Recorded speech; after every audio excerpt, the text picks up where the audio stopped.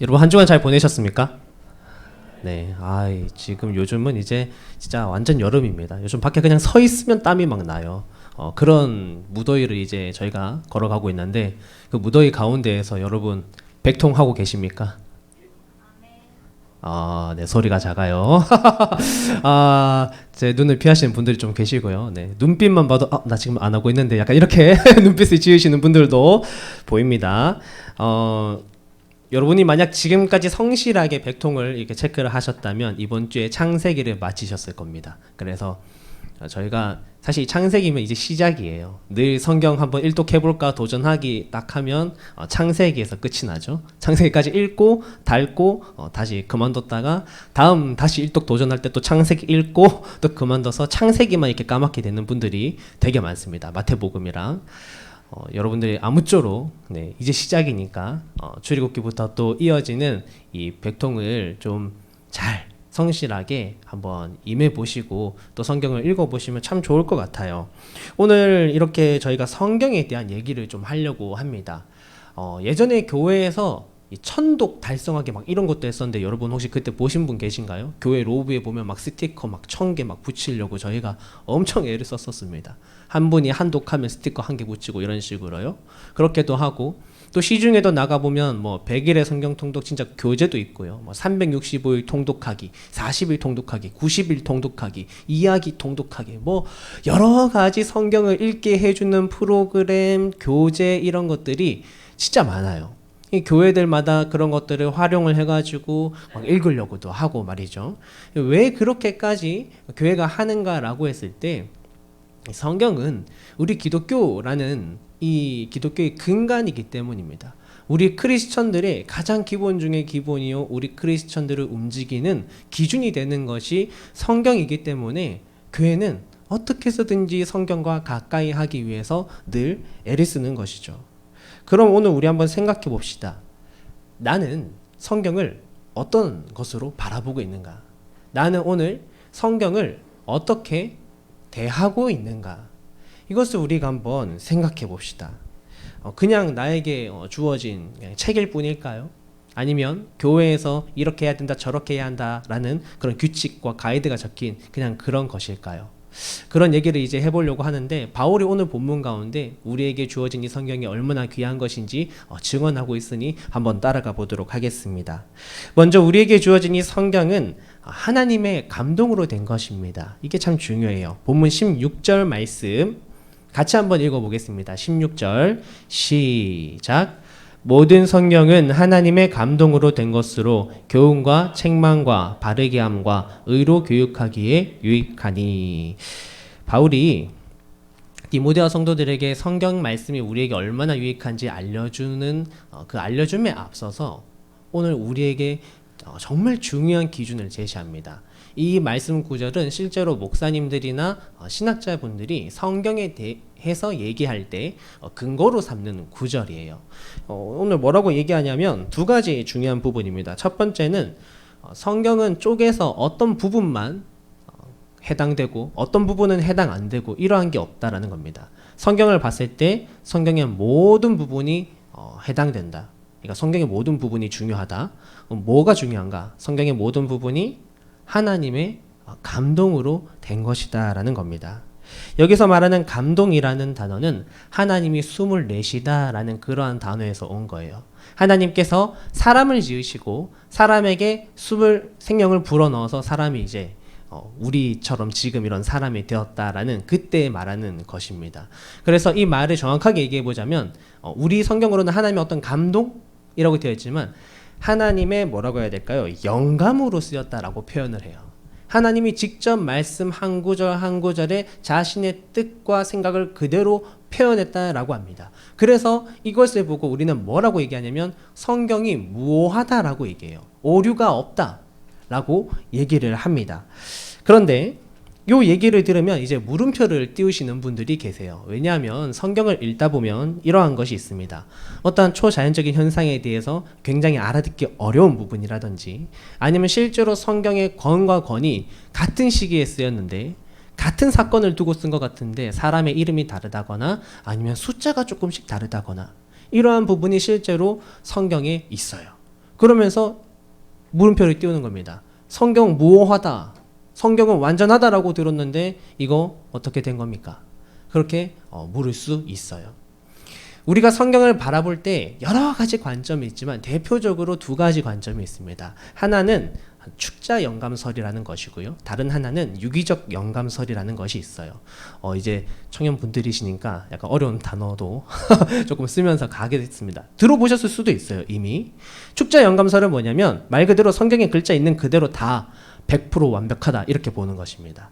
근데 이런 것은 극단적인 문자주의로 갈 수 있는 위험이 있어요. 그리고 실제로 성경 안에서 나타나는 우리가 두 눈으로 딱 보면 보이는 숫자적 차이, 이런 사소한 차이들에게서 굉장히 부딪히게 됩니다. 그럼 지금 우리는 무엇을 따르냐면 저희는 유기적 영감설을 보고 따라가고 있어요. 우리 교단은 그렇게 간다라고 보시면 돼요. 유기적 영감설은 뭐냐면 하나님이 어떤 사람을 불러놓고 기계적으로 야 받아 적어 다다다다다닥 해서 이것을 타이핑 치듯이 이렇게 받아 적게 한 게 아니라 하나님께서 어떠한 개인의 삶과 그 사람의 특징, 살아왔던 배경과 환경들을 다 그대로 두시고 그에게 하나님의 영감만을 더하셔서 그 개인의 어떤 특성을 가지고 성경이 쓰여지게끔 했다라고 보시면 돼요. 그것이 이제 유기적 영감설입니다. 유기적 영감설이 있으면 이것을 이제 따라가게 되면 성경의 어떤 사소한 차이에도 부딪힘이 없고 더불어서 하나님의 완전하심에 대해도 어떠한 상이 없는, 이게 가해가 없는 그러한 이제 기준으로서 우리가 그 기준을 따라가고 있다라고 생각해 주시면 되겠어요. 그런데 이것뿐만이 아니라 사실 성경은 자세히 살펴보면 굉장히 놀랍습니다. 성경은 구약 39권, 신약 27권으로 되어 있어서 보통 이거를 초등부 친구들은 3927로 많이 외워요. 그리고 이 3927을 타다닥 더하면 66입니다. 근데 성경이 실제로 66권이에요. 그래서 보통 성경고사 치는 친구들이 3927, 66권 이렇게 많이 외웁니다. 그런데 이 성경이 어떻게 쓰였냐면 한 40여 명 정도 되는 다양한 직장을 가진, 다양한 성격을 가진 사람들이 성경을 집필했고요. 그리고 각기 나라도, 장소도, 환경도 너무 다른 곳에서 이 성경을 집필했습니다. 그리고 이 성경은 실제로 히브리어, 헬라어, 아람어 세 가지 언어로 기록됐는데 구약은 히브리어와 아람어로, 신약은 헬라어와 아람어로 주로 기록이 되었어요. 그렇게 언어도 다르고 심지어 이 성경은 단기간이 아니라 1500년이라는 긴 세월 동안 적혀져 왔습니다. 그런데 놀라운 건 이렇게 너무나도 다양한 사람들이 다양한 환경 속에서 오랜 기간에 걸쳐 쓰인 책임에도 불구하고 성경은 일관된 이야기를 한다라는 거예요. 오실 예수님, 오신 예수님, 다시 오실 예수님. 하나님이 오늘 우리를 얼마나 사랑하셔서 우리에게 어떤 구원의 계획을 가지고 계셨는가. 이러한 통일성 있는 주제를 가지고 성경은 쓰여졌다라는 것만으로도 사실 성경이 굉장히 기적과 같은 책이다라는 것입니다. 이러한 모든 것을 가지고 보았을 때 성경이 무오하다라는 것, 여러분 이렇게 생각하시면 돼요. 성경이 무오하다? 글자 토시 하나도 안 틀리게 다 맞는 거야 라는 개념이 아니라 성경이 하나님을 나타냄에 있어서 하나님의 그 진리의 복음을 드러냄에 있어서 오류가 없다라는 것으로 여러분들 기억해 주시면 되겠습니다. 그러면 이제 우리는 한 가지 생각을 해야 돼요. 그래, 성경이 하나님의 영감으로 쓰였어. 그럼 그 다음은 무엇입니까? 그냥 알면 끝일까요? 여기서 우리가 이제 생각해야 되는 건 이겁니다. 성경은 살아계신 하나님의 말씀이다. 그런데 많은 우리 청년들, 많은 성도님들, 그리고 심지어 저와 같은 목회자까지도 오류에 빠질 수 있는데 그것이 무엇이냐면 성경을 내가 해석하는 어떠한 객체로 바라보는 것입니다. 구조가 사실 어쩔 수 없어요. 예를 들어서 설교를 하게 되면 저는 설교 준비자로서 성경을 막 공부를 해야 됩니다. 공부를 하고 막 하다 보면 어느 순간 이 설교를 내가 쓴 것 같아요. 그러니까 제가 공부해서 제가 쓴 설교가 됩니다. 그리고 듣는 사람도 마찬가지입니다. 듣다 보면 어느 순간 듣다 보면 저 목사님이 쓴 저 설교의 저 성경 말씀에 대해서 내가 판단을 하게 됩니다. 아, 오늘은 이런 말씀이네. 오늘 이렇게 예화했네. 어떤 건 마음에 닿고 어떤 건 마음에 와닿지 않고. 이러한 식으로 우리가 성경을 그냥 객체로 바라볼 수 있어요. 나의 어떤 해석의 대상. 하지만 성경은 그런 게 아니에요. 하나님의 영감으로 되었다라는 것은 성경은 주체된 말씀이라는 겁니다. 말씀이 주체예요. 20세기에 아주 중요한 신학자이신 바르트라는 분이 이런 얘기를 했습니다. 성경은 인간이 주체가 되어서 하나님을 찾아가는 길을 기록해둔 책이 아니다.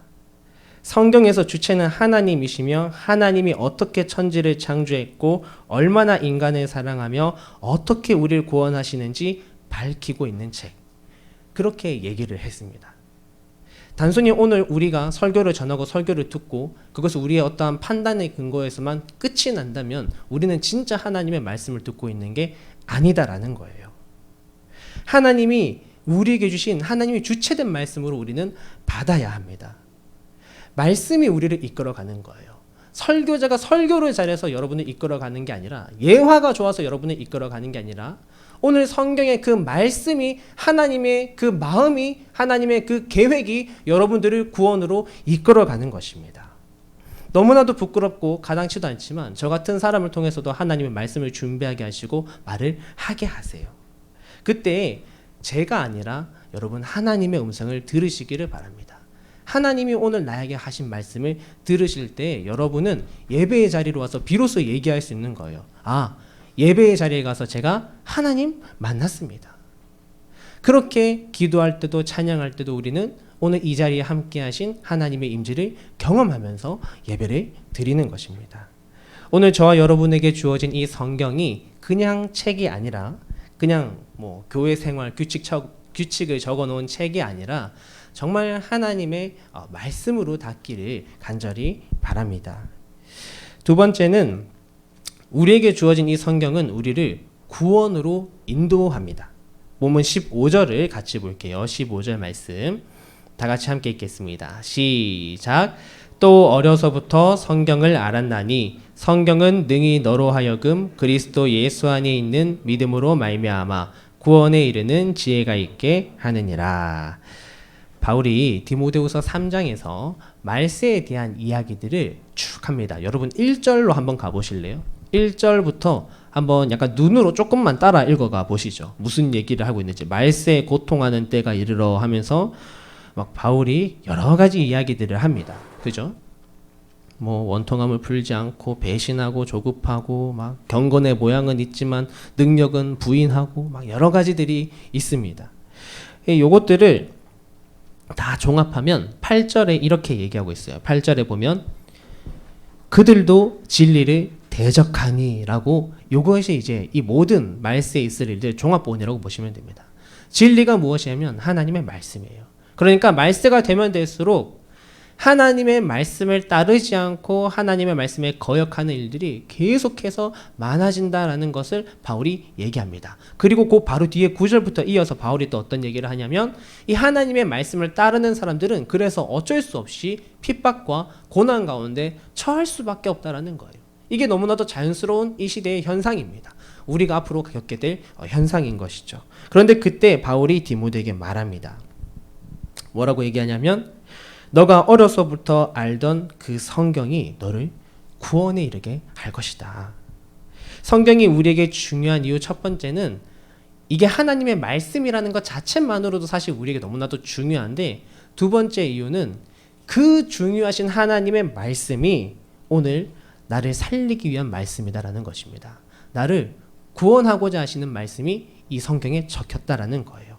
그래서 여러분이 어려서부터 알아오던 그 성경 아니면 여러분이 얼마 전부터 알게 된 그 성경의 말씀을 여러분이 따라가시면 여러분의 인생은 반드시 구원받습니다. 이것은 우리가 평소에는 어둠 속에서 삶을 살아가고 있다가 정말 어디로 가야 할지 방황을 막 헤매고 있는 그 와중 중에 그냥 묻지도 따지지도 않고 어디서 갑자기 구원의 바줄이 우리에게 그냥 주어진 거예요. 그냥 깜깜했는데 갑자기 어느 순간 그냥 출구의 빛이 나에게 그냥 비치는 거예요. 그러면 어떻게 해야 됩니까? 그것을 그냥 여러분 따라가시면 됩니다. 그것을 붙드시면 돼요. 바울이 디모데에게 14절을 통해서 이렇게 얘기합니다. 너는 배우고 확신한 일에 거하라. 성경이 하나님의 말씀이라는 것을 이제 믿고 성경이 나를 구원하고자 하는 말씀이라는 것을 믿는다면 이제 우리가 취할 행동은 이것을 강하게 붙드는 겁니다. 이것을 따르는 거예요. 그래서 바울은 오늘 디모데에게 얘기합니다. 배우고 확신한 것에 거해라. 여러분, 우리 옆에는 우리가 받은 이 무한한 선물을 강탈해가고자 하는 존재가 늘 있습니다. 저희 이전에도 늘 영적 전쟁에 대해서 얘기를 해왔잖아요. 사단 마귀가 우리에게 주어진 이 말씀으로부터 우리를 떨어뜨리려고 늘 애를 쓰고 있어요.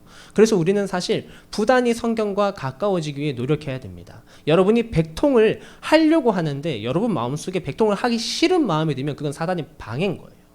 백통을 하고 싶은데 여러분에게 시간이 주어지지 않는다면 여러분 생각해 봐야 됩니다. 나는 지금 영적 전쟁 가운데 승리하고 있는가?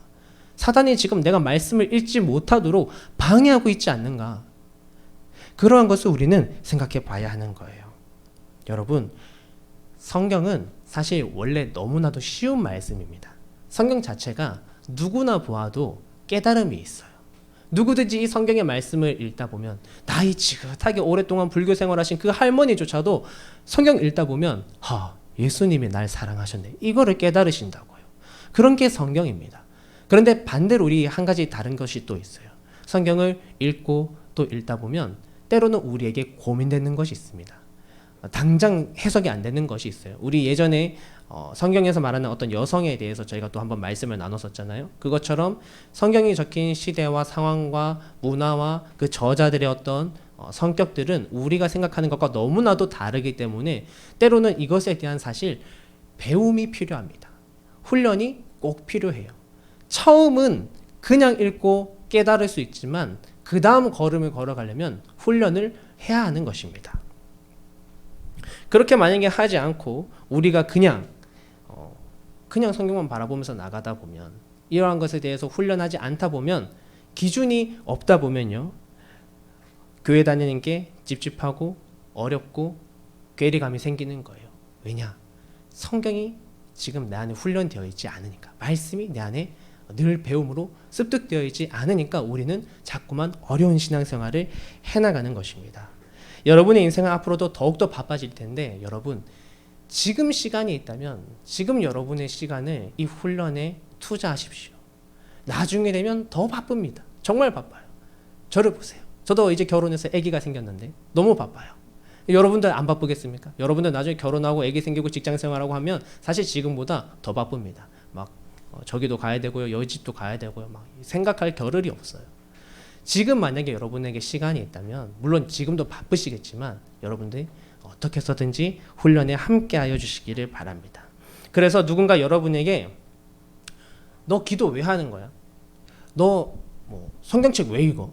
너 교회 왜 가? 라고 물어보면 여러분 마음 가운데 확신이 있어야 대답을 해줄 수가 있어요. 그 대답을 들려줄 수 있는 오늘 저와 여러분이 되기를 바랍니다. 저의 목표는 이런 게 아니에요. 여러분 청년분들이 이 청년부에 그냥 잘 있게 이렇게 제가 잘 보살피다가 여러분 결혼해서 장년부 딱 보내면 끝. 그것은 제가 바라고 있는 청년부가 아닙니다. 제가 바라보는 저에게 주신 사명이 아니에요. 제가 오늘 이곳에 있는 이유는 여러분과 함께 훈련하고 또 훈련해서요. 여러분들을 교회의 기둥으로 세우는 것입니다. 여러분들이 나 혼자만 구원받고 나 혼자 길을 가는 것이 아니라 여러분들이 이제 뒤에 나의 뒤를 따라올 후배들의 손을 잡고 붙들어 줄 수 있는 선배가 되게 하는 것이고요. 아직 하나님을 모르는 영적인 후배들의 손도 붙잡고 끌어줄 수 있는 사람. 누군가가 옆에서 보살펴주고 누군가가 옆에서 잘했다 어르고 달래줘서 겨우 신앙생활 하는 사람이 아니라 여러분 마음 가운데 이미 성경 말씀으로 배우고 확신한 것이 있어서 그것을 통하여 내가 스스로 주님 앞에 어떠한 상황에서든지 나아갈 수 있는 그런 청년들, 그런 제자들을 만들어 가기 위해 우리 이 청년부가 이 자리에 있는 것이죠. 여러분, 성경은 우리를 반드시 구원으로 인도할 겁니다. 이건 명백한 사실이에요. 그렇지만 이것을 배우고 확신하기까지에는 분명히 시간이 걸립니다. 여러분, 훈련받는 것에 게을리하지 마시고 여러분의 평소의 삶 가운데 영적 전쟁이 있다라면 그것에서 늘 깨어 있으셔서 승리함으로 인해 말씀을 가까이 할 수 있는 저와 여러분 되시기를 간절히 바랍니다. 마지막으로 우리에게 주어진 이 성경은 사람을 온전하게 해요. 본문 17절 말씀입니다. 함께 읽겠습니다. 시작. 이는 하나님의 사람으로 온전하게 하며 모든 선한 일을 행할 능력을 갖추게 하려 함이라. 네. 바울이 우리에게 주시는 이 하나님의 말씀, 사람을 교훈하기에 좋고 또 사람을 바르게 하고 선한 능력으로 준비되게 하기에 좋다라고 지금 우리에게 말해주고 있는데, 여기서 중요한 건 우리에게 성경이 분명히 유익이 되기는 되지만 어떠한 방향성에 대해서 우리가 좀 얘기를 해보려고 합니다. 먼저는 오늘 성경 말씀해 보시면 바르게 함, 의 이런 말들, 그리고 그냥 사람이 아니라 하나님의 사람으로 준비되게 하는 것들, 선한 능력으로 준비되게 하는 것들, 이러한 부분들이 나의 힘으로는 어려워요. 나의 힘으로는 어렵지만 우리가 성경을 따르고 믿을 때 우리는 이것이 가능해집니다. 우리가 성경을 얼만큼 믿느냐에 따라서 우리는 준비되어져 가요. 정말 이 성경이 하나님의 말씀이고 이 성경이 오늘 나를 이끌어가고 창조주 하나님이 살아계심을 믿으면서 그 하나님 말씀 따라가는 게 가장 행복한 길이라는 확신이 우리 안에 가득할 때 우리는 준비되어질 수밖에 없습니다. 하나님이 원하시는 대로 살아야 하기 때문이죠.